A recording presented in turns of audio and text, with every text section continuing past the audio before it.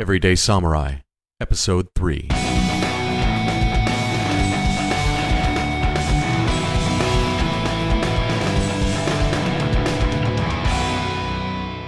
Greetings, friends, and welcome to Everyday Samurai, in service to your liberty and the security of a free state. We are setting brush fires of freedom, one spark at a time, and it all begins with you. Are you ready to shine your light? Today we are digging even further into Igensho, the Book of Dignity, General Principles of Martial Art. It's a tremendous book that talks about not only how to train, but also how to orient your training to create positive effects in your community and country by understanding the purpose of martial arts. It's not about sports or winning competitions. It's not even about self-defense. Martial art is about upholding propriety or proper conduct in human relationships. In other words, martial training is about maintaining a social order that respects people and their property. This might be, if you'll pardon the pun, quite striking to some people, but I'll take it even one step further with a somewhat controversial example.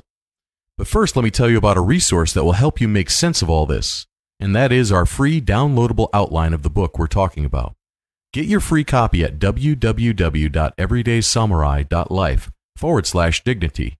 That's www.everydaysamurai.life/dignity. Now, back to my example, and it comes from the U.S. Constitution. I'm talking more specifically about the Second Amendment. Most people focus on the part that talks about the right of the people to keep and bear arms shall not be infringed. From this, they argue about the right to carry a firearm as a means of self-defense. Many state-level concealed carry permit applications ask you for the reason for applying with a checkbox listing self-defense. Recent Supreme Court cases have, after much political churn and gnashing of teeth, affirmed the individual right to own and carry a firearm. That's great and all, but it was never up to them to decide in the first place. That power was never delegated to the general government of the United States, and was, in point of fact, prohibited from legislative conditioning. That's what shall not be infringed means. The government has no authority to interfere with a citizen's right to own property, including those items of property designated and designed to protect their own lives. No government that disarms its people can be considered legitimate.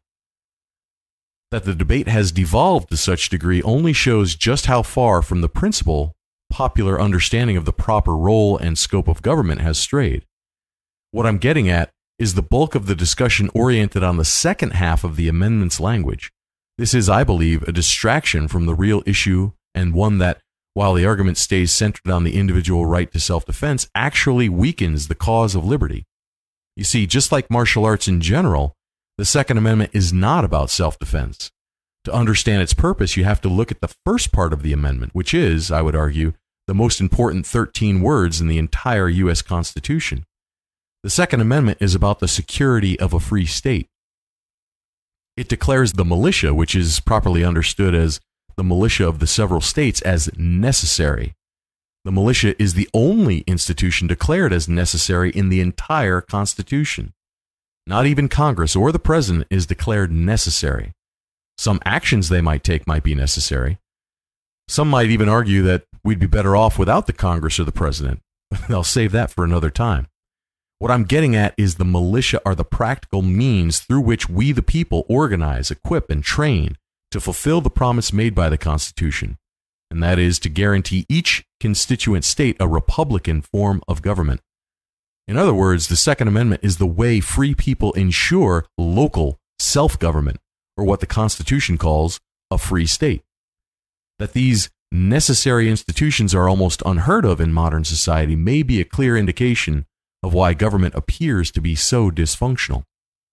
Igensho, the Book of Dignity, discusses this at length, not so much from the technical aspects of the Constitution, but through general principles of martial art.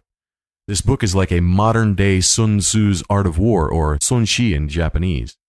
If you'll recall, the opening passages of Sun Shi are, war is of vital importance to a nation, the ground of existence or extinction. One cannot but consider it. The way a people organize for war determines how they will live or die in relation to themselves and their neighbors. In the same way that even if you are not interested in politics, politics becomes interested in you, every one of us that would live in peace and freedom is obliged to think about martial art as a system of maintaining self-governance in the individual and at the communal levels. Igensho offers value for those who would act in alignment with peace and freedom by preparing for war. The author used his in-depth knowledge of Japanese martial arts, including karate and aikido, along with the principles of the American Revolution to describe what he considers a martial art for the American Republic. The first priority of which is to maintain a force in being. And right now, that force in being known as the militia of the several states doesn't exist. So to explain the implications and what all this means and even more, I welcome the author Karasuma Kantaro, or for our purposes, Jim, back to Everyday Samurai. Welcome, Jim. Good evening. Nice to see you. Now, last time we talked about dignity as being the purpose of martial art. And I've just tied that purpose back to not only a system of government, but a means of maintaining security and freedom. And you talk a lot about this in the introduction to Igensho. So how is it that people can use these martial trainings, these philosophies, to gain and maintain that system of governance that maximizes freedom? Well, let's look for a second at the term free state. You've been speaking about the state in the sense that it is the structure of governmental institutions. But the word state also refers to the status of the individual person, the private citizen. The security of a free state is provided for by its constituency, whose primary sense of self-interest on the part of all the individuals who are that constituency is to maintain their own individual free status. Now, freedom is a term that is bandied about loosely, or liberty. We need to define our terms all the time. If we go back to China in the 5th century BC and look at some of the writings of Confucius or Confucius, in one dialogue, he is asked by one of his disciples, what is the first priority in running the state? And Confucius says the first priority in running the state is the definition of terms.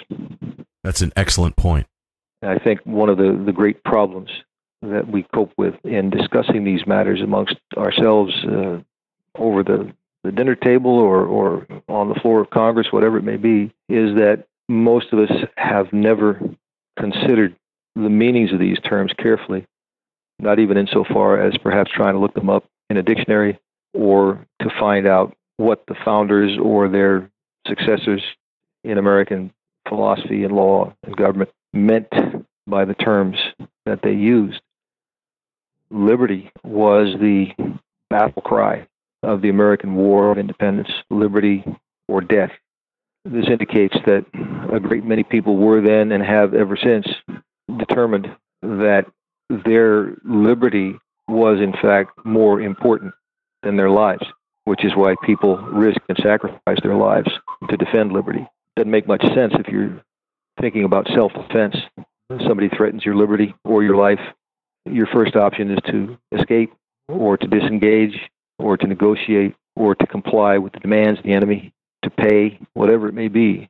Why would someone who was primarily concerned with the defense of life risk or sacrifice that life in its defense? It's a contradiction in terms. Let me just also indicate that John Locke talked about the purpose for having government in the first place was because it's inconvenient to be the judge in your own case, which means that self-defense is not a reason for having government. Government is to take the self out of the process of justice. Yes, although I think when we're speaking about self-governance, not only at the political level, which is the matter of voting and all that sort of thing, that self-governance refers to the determination by the individual private person of what he believes or what she believes and of what he does and how his expression or speech conforms to his action. This is what we mean by integrity. When we integrate our convictions and our actions and our expression, and all these are relatively consistent, we are said to have integrity. In any case, to return to liberty, this is from the Latin root liber, which means free. But free of what? Free to do what? When we speak of liberty, I would argue that we're talking about two things. First, freedom from aggression in any form, whether it be by a criminal or an unruly individual who allows his emotions to cause him to initiate an attack against us, or by a foreign state invading our country. Aggression consists in the deliberate initiation of the use of force to violate the rights of any human being. Liberty is freedom from aggression, but that leaves one additional factor, which is what I refer to as freedom of proper action. Proper, which is deriving also from the same root as propriety, means the absence of aggression. We are free to do anything whatever which does not constitute aggression. Therefore, liberty means freedom from aggression and freedom of proper action. And this implies the concept of individual rights. A right is a unique product of the individual human mind. It consists in any claim rooted in reason, based on fact and logic, which is compelling in conscience and defensible by force against aggression. It is a warrant of freedom from aggression and freedom of proper action. When we speak of defense within the context of American martial art, we're talking about the defense of liberty, the defense of individual rights, which may be worth our lives depending on conditions and our particular determination at the time. I know that there's a lot of folks out there that are familiar with John Locke and his idea of mixing labor with an item in order for it to become property, or what we know as original appropriation, taking a resource from its natural state or as it's found in nature, mixing our labor with it, and then turning it into something new because of our connection to it. And this then sets up a right to use that given resource exclusively as our own and either trade it or consume it or give it away as a gift. And this gives us the idea of property boundaries, property being those social mores and those norms of behavior that allow for proper conduct in human relationships. Because it's not really about the material, but it's more about the boundaries of order. And this property rights is a means of avoiding aggression or avoiding any type of conflict that might come up about the use of a given resource. Yet we recognize also that in any given society there are those that would much rather violate rights of others than to develop their own resources.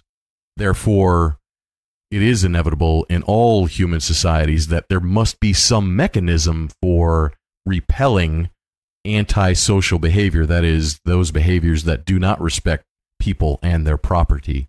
Thus, the need for and the inevitable need to develop some system of martial capacity. And I think that's what you were talking about when describing these things. Yes.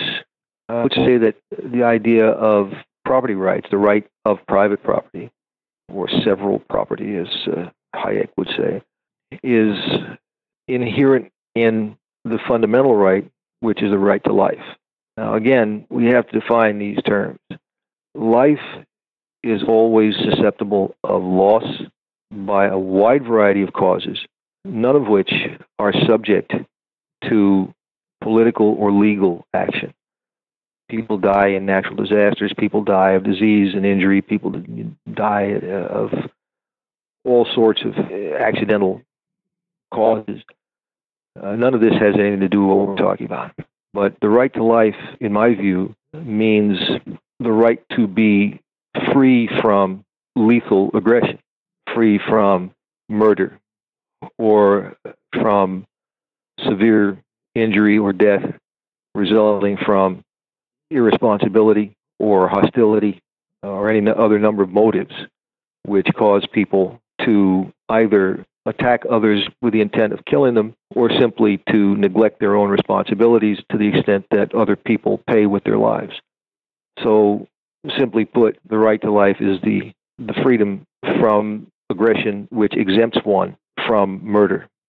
It seems as though that human beings have this innate sense, and sometimes it's not innate, it has to be trained, or we learn it through socialization processes, but there's a special category for human aggression that is very distinct from what some people call acts of God, as you rightly indicated, that sometimes the earthquake or the natural disaster that takes life and destroys property, we recognize that as being very, very different in its entire category from those things that involve human aggression, where someone is defying the reason, what the founders of the United States described as the laws of nature and nature's God.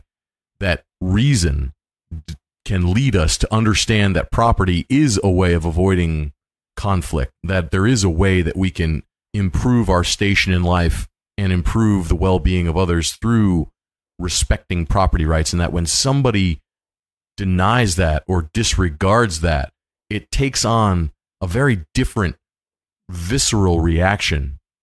And again, that's the distinction that martial art is here to repel and to dissuade and to extract vengeance, meaning to restore justice when a violation has occurred. I agree. However, let me back up just a little bit, if I may, to the question of the relationship between property rights and the right to life. The right to life being a priori the fundamental, seminal origin of all other rights, inheres in property rights because physical property is indispensable to the sustenance of life. The fundamental elements of food, water, shelter, clothing, etc., require that sovereign individuals have complete control over those elements which are required to sustain life. So any denial of property rights leads directly to a denial of the right to life and also of liberty. A simple illustration, I think, may be useful. Communism is an ideology which a great many people, tens of millions of people, are persuaded is the best means of doing the greatest good for the greatest number of people. However, if one finds, again, the definition of the term communism, which can be found in the Communist Manifesto by Karl Marx, Marx defines communism in this way. I can't quote exactly, first of all, it's in German, but words to this effect: the theory of the communists can be reduced to one phrase: the abolition of private property. This necessarily requires the abolition of individual rights, which necessarily produces the abolition of liberty. In my view, communism, which is an ideology of the broader, under the broader heading of collectivism, which includes both communism and Nazism and fascism and all the rest of that stuff, is the most pernicious idea ever conceived by the mind of man. Let me jump in a second to tell you about shop.everydaysamurai.life. If you're interested in personal security and readiness, you've probably got some tools that go into your everyday carry. Hopefully, this includes a tactical pen, because when you're legislatively or otherwise situationally unable to carry the best tools for the job, your last resort might just be a tactical pen. Having the right one could just be the deciding factor in a crisis. At shop.everydaysamurai.life, we've got an assortment of tactical pens ideally suited for strength and power when you need it most. The samurai of old followed what is known in Japanese as bunbu ryodo, sword and brush, or the dual path of scholarly and martial arts. A tactical pen means you've always got options. Plus, we're putting the finishing touches on a basic employment guide that will be yours as a bonus, absolutely free, when you purchase any EDC pen from our site. So check out shop.everydaysamurai.life today. Pick up a tactical pen, a first aid kit, or even some samurai-themed accessories. That's shop.everydaysamurai.life. We can see in ancient history and in recent history and in current events the consistently lethal and brutal effect of collectivism in all its forms on the rights, the liberty, the health and well-being and the lives of any and all human beings who come directly or indirectly into its path. The martial art, as we understand it, of most tribes and feudal societies and totalitarian societies around the world for the last, well, through all of recorded history, has been a mechanism of tyranny. The samurai were soldiers and officers of a totalitarian military government, a police state. This is true in all the different forms of government up until 1776 with the establishment of the government of the United States.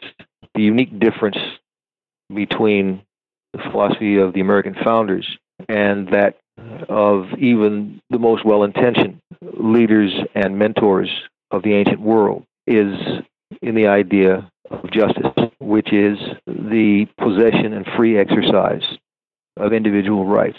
The martial art of the United States was actually created and mandated by the founders in the Second Amendment, whose primary intention was to arm the American electorate to a degree that it could organize and train and fund itself in order to oppose aggression and tyranny on the part of its own government.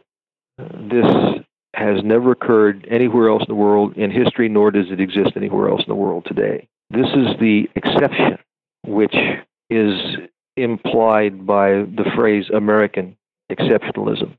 Now, this is a phrase which, again, is thrown around by people of all kinds, whether they like the idea or they don't.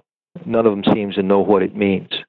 And I would argue that the phrase American exceptionalism refers specifically to the fact that uniquely the philosophy of American government, as secured by its martial art, is a philosophy of justice and of proper self-governance by the people as a political constituency and as a community of sovereign individuals acting either in voluntary association or as independent individuals. I would like to just highlight that Machiavelli, in all of his great wisdom back in the 1500s, was a great proponent of the militia as a means of securing the freedom of the collective and in service of the collective. And so the militia is not new. He advocated the militia as being better than relying on mercenaries because they'll always turn on you, and they're better than having a standing army because that becomes a big bloated bureaucracy that only imposes its own form of tyranny, even if it's homegrown.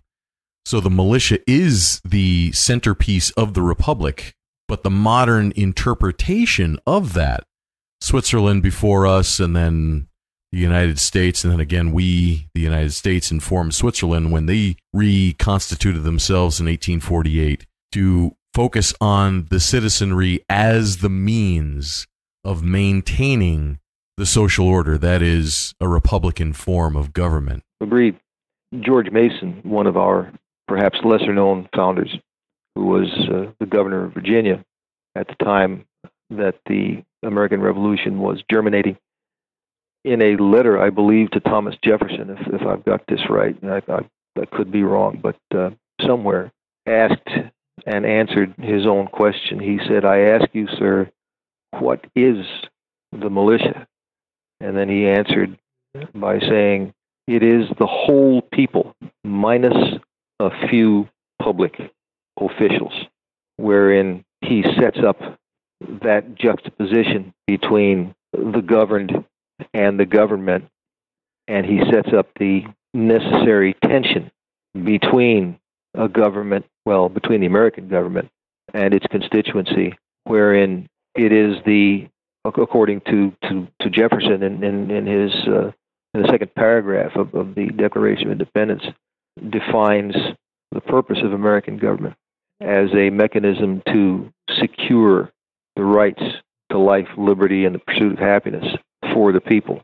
The Second Amendment was later written into the Bill of Rights in order to ensure that the people could secure the limits which are necessary to prevent even the most well-intentioned government from becoming tyranny. And I would go one step further, as I know that you are familiar with the works of Lao Tzu, who talks about that it's better to prevent problems than trying to have to deal with curing them. And he talks about the famous case of the doctor who developed a great reputation for being able to cure people that had great disease. And he said, no, I'm not that good. My brother is much, much better. He cures people before they even develop the condition. And I would argue, and I follow the works of Dr. Edwin Vieira as well, when you look at the Second Amendment and the institution of the militia of the several states being necessary for the security of a free state, and as you rightly indicated, it's not necessarily the political orientation of state, but a status of freedom that the people can enjoy, meaning we the people, that the armed readiness of the people themselves is a necessary precondition for preventing tyranny and maintaining good government, meaning self-government. Local, republican self-governance is functioned and actuated and put into practice and maintained by that armed population that is organized and trained and equipped such to execute the laws and repel invasions and suppress insurrections, as the Constitution rightly points out. I don't think waiting until tyranny arises is the way to properly use this Second Amendment as it was rightly intended. Yeah, I just was reminded of another passage from Lao Tzu, who said, "Heaven and earth have no mercy. They treat men like straw dogs." Now, a little analysis is necessary there. In the ancient Taoist religion in China, effigies were burned as sacrifices to the gods. Originally, as everywhere else, they utilized human sacrifice, and then they became a little more civilized, and they started using effigies to burn as sacrifices to the gods. And these eventually became standardized in the form of straw dogs. Heaven and earth would seem, in the English rendering, to indicate the forces of nature, and I expect that this was included in his thinking, very much as we spoke earlier about the problems of natural disaster and so on. But it's also important to understand that in China, heaven was, how can I put it, a kind of a metaphor for the emperor, and earth was a metaphor for the civil service, all of the public officials who administered and enforced the law. So under the camouflage of making a broad statement about the forces of nature, the emperor and the civil service treated the common people like straw dogs. This was his pronouncement against tyranny. You reminded me of the biblical verse that it rains on the just and unjust alike, meaning in the Western conception, in the Judeo-Christian understanding, the forces of nature are a fact of life. They are reality, and reason guides us to understand that these laws can be used for good or ill, because the law is no respecter of persons, meaning equal justice under the laws of nature and the laws of man as they should be properly conceived. In the Eastern or Asian philosophy, there was always that hierarchy, and that law meant different things for different people based on class. So when we take the understanding of samurai-related martial arts and import them to the United States or the Western tradition, and we have to admit that in today's day and age, the United States is really the place where martial arts has found its next flourishing. We have everything in the United States. We can pick and choose from all the best traditions. So it has to be that we choose carefully and not get lost in the pageantry, the sports, the competitions, etc., because there's a thriving marketplace and people are attracted to the next bright, shiny object. Indeed. But to understand the essence of what martial training is and what it's for, is to implement law based on reason that is not a respecter of persons, that reigns on the just and the unjust alike, and that can be used to create a more peaceful society because everyone has the right to use force if necessary to deter or repel aggression. The Old Testament is a great source of ideas for this kind of discussion, and point of fact, it contains within it pretty much the entire basis of Western civilization and law. Moses, he admonishes the Hebrew people. He says, justice and justice alone shalt thou pursue. And elsewhere he says, there is no justice without the law. Subsequently, many years later, 1,000 years later, whatever, there were two local rabbis in Persia, what is now Iran, who had a dispute going about some theological case. A fellow called Shammai. He says, if you know so much, I defy you to teach the whole of the law while standing on one foot. In that time and place, the law referred to the first 5 books of the Old Testament. The other rabbi stood on one foot, and he said, that which is hateful to yourself, do not impose upon your brother. That is the law entire. The rest is just commentary. That's the derivation of the golden rule, later taught by Jesus. And you put a derivation of that golden rule into Igensho that is something that is, again, just like the American founders talked about, we talk about negative rights versus positive rights. And negative rights are the only ones that can be bound by reason and applied universally. Exactly. So how is it that you took that as the golden rule that we should all really be following? Well, I would like to add that I don't believe negative rights are the only ones that can be so implemented. Again, the negative rights are all covered by the idea of freedom from aggression.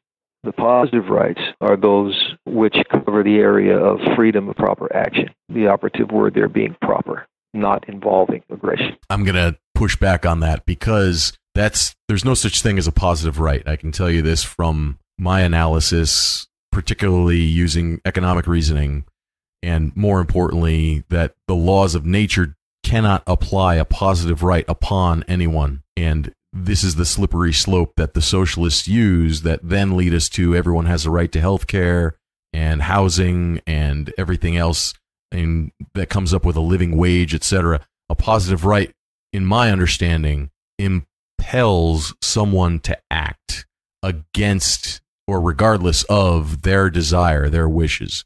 It imposes a positive right to act on behalf of another.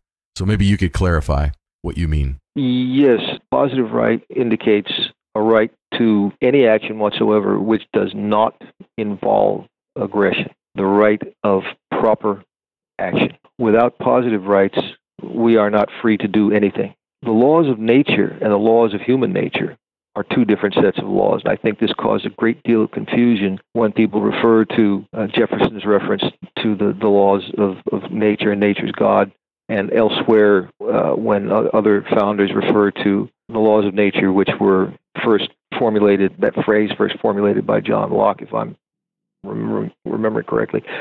The laws of nature, as you say, reign on the just and the unjust alike. There is no justice in nature. Friends, if you are at all interested in Japan, the samurai, or Japanese martial arts of any kind, it is essential that you learn at least the basics of the language. That's right, you must study Japanese to have credibility in samurai-related martial arts. At least set a personal goal to learn the proper pronunciation for the terms in your art.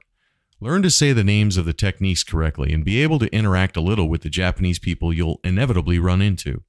Right now, there's no excuse because when you sign up through my special link, you'll get a free 14-day trial to Rocket Languages. Just go to everydaysamurai.life/rocket to access interactive audio, culture notes, voice recognition technology to check your pronunciation, writing lessons so you can read the road signs or find a ramen shop when you need one. We're talking about 128 hours of lesson time and a downloadable app to take it all on the go with you. You can learn Japanese on your commute. It's never been easier. All this free for 2 full weeks when you go to www.everydaysamurai.life/rocket. That's everydaysamurai.life/ /rocket. One of the English Romantic poets, Keats, or one of those guys, referred to nature red in tooth and claw. The law of nature is the law of survival. There is no morality in nature. Morality is a concept of the human mind which applies exclusively to interactions between or among human beings. So perhaps we agree on this, but we're once again kind of getting snagged a little bit on the semantics. All the so-called rights which are advanced by collectivists in order to empower the state to rob one group of people ostensibly for the benefit of another are not rights. It's a lie to claim that people have a right to free housing and education and medical care and jobs and all the rest.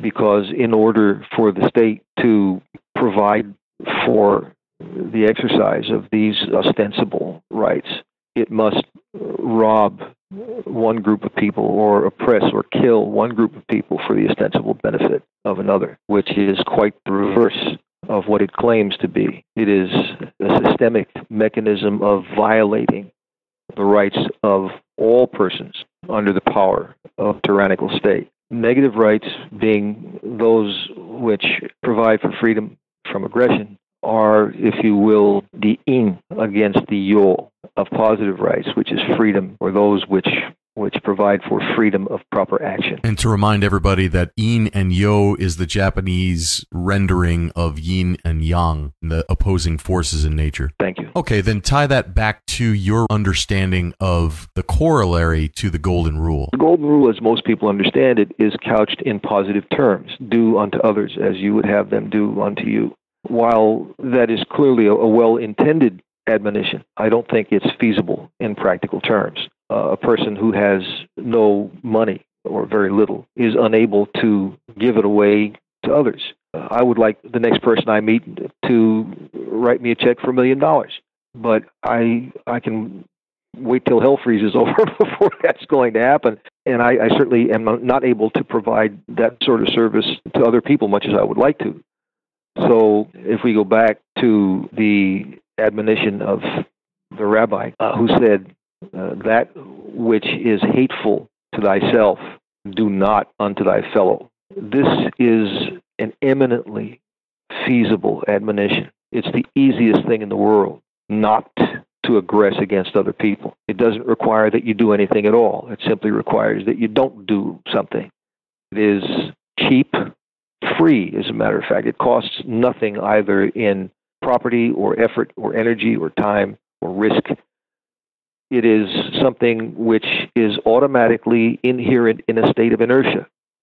So there is absolutely no reason in the world to oppose it in principle or in practice. We require force to be used as a last resort when necessary in order to oppose aggression. And that is the way that we maintain the Golden Rule in effect in a just and proper society. Jim, I want to thank you for your time this evening. Thank you, sir. We hope you've enjoyed this episode of Everyday Samurai and look forward to seeing you next time. Be sure to subscribe to our feed so you don't miss an episode. If you like what you've heard here, give us a thumbs up or a 5-star review. Remember, the free PDF outline of Igensho, the Book of Dignity, is available free at www.everydaysamurai.life/dignity. Until next time, stay sharp, stay aware, and be well.